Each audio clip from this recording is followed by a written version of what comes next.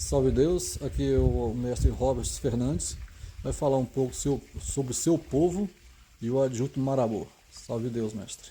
Salve Deus, mestres e ninfas, esse adjunto que eu não tive o prazer de conhecer, mas que eu amo tanto, que é o adjunto Marabô, mestre Gladys. Adjunto para estar consagrado por tia Neiva. Né? Existe aí uma história muito bacana, é uma história de um pai e um filho. Né? Muita gente acha que o Exu Marabô e o ministro Marabô, eles são a mesma pessoa. Porém não, são distintos. Tá?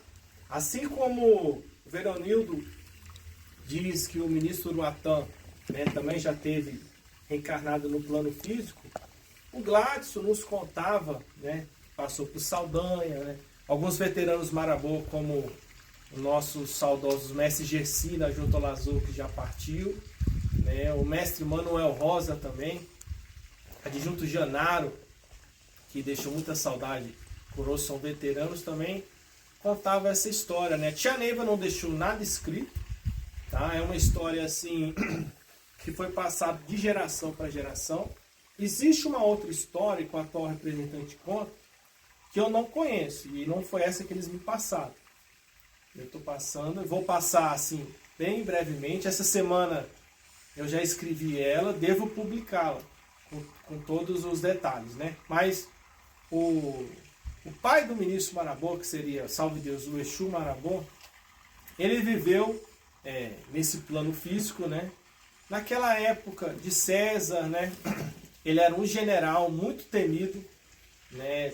Toda a ordem que era determinada a ele, ele cumpria e ainda fazia algo a mais. Se fosse, por exemplo, vai prender uma determinada pessoa de determinada aldeia, ele prendia a pessoa, exterminava, matava todo mundo. Ele era muito eficaz no cumprimento de suas ordens. E tinha também um de seus soldados, o ministro Marabô. Porém, ele também cumpria suas ordens, mas ele era um cara que já tinha mais amor no seu coração, né? Se fosse para fazer uma determinada ordem, ele só fazia aquilo que lhe era imputado. Vai lá, pega fulano em determinado local, ele ia lá, pegava e trazia, né? Porém, né, o pai do ministro, né, ele era um cara muito... tinha muitas mulheres, né? Era um cara muito temido, colecionava muitos inimigos, né? E numa dessas ele veio a desencarnar. Ele desencarnou com muito ódio, com muito rancor. Inclusive ele tinha uma senhora que era muito apaixonada por ele, que também veio a desencarnar com muito ódio dele. Chegando no plano espiritual, ela se tornou as sete saias, né? E graças ao ódio do pai do ministro, que era aquele general, se transformou no Exu Marabô, devido ao ódio que eles nutriam um do outro. Inclusive, eles são especialistas em fazer demandas para casais, destruir relacionamentos, né? E o ministro Marabô, né, conforme o decorrer, ele assumiu aquela tropa, porém ele foi um comandante mais ameno, né?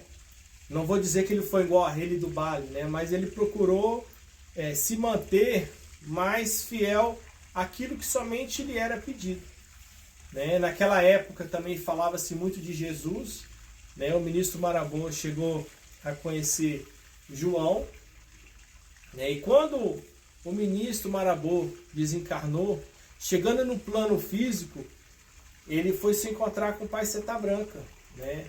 E pai Seta Branca incumbiu a ele a missão de poder arrebanhar, lhe deu a oportunidade de arrebanhar um povo na terra, e dessa forma ele poderia também ajudar o seu pai, né, a sair daquela triste situação.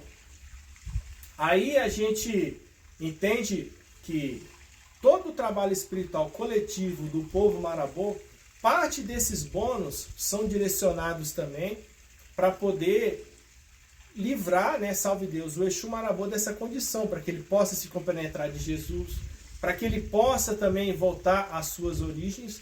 Hoje, com esse tanto de anos que já se passaram, a gente não sabe realmente se quem está lá é o mesmo, né? Porque nessas falanges do submundo, né, o nome Exu Marabô ou de qualquer outro é como se fosse um título, né?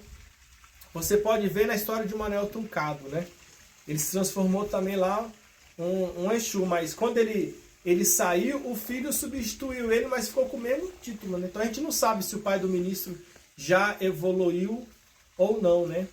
Mas bonito e muito importante é um trecho do canto dele, que diz assim: que a força dos nossos plexos se multiplique para o benefício daqueles que desta jornada missionária por mim esperam. Luzes dos poderes iniciáticos, o canto dos homens é o canto da esperança. Esse trecho é lindo, daí dá para a gente entender a missão do ministro Marabô com o seu pai e o trecho desse canto, né? Porque que Jesus nos ilumine e abençoe a força dos nossos plexos para que a gente possa ter condição de ajudar aqueles que estão para chegar, né? E essa é a nossa missão. Esse é um trechinho da história do nosso querido ministro Marabô. Daqui a alguns dias eu vou lançar um PDF. Ela está com seus ricos detalhes que eu aprendi nesse trabalho que eu tenho desenvolvido junto ao povo Marabô. Eu entrei na doutrina no final de 2009.